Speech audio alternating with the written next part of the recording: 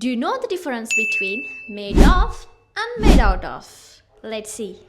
We use made of to tell about the material.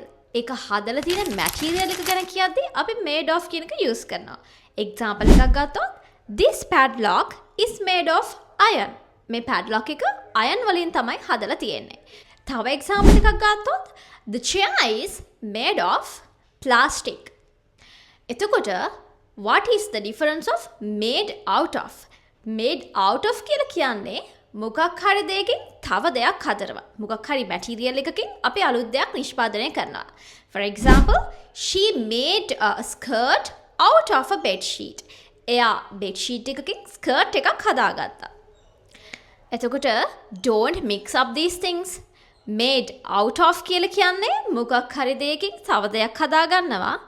Made of කියන්නේ කෙලින්ම මොනවා හරි material එකකින් දෙයක් හදාගන්නවා.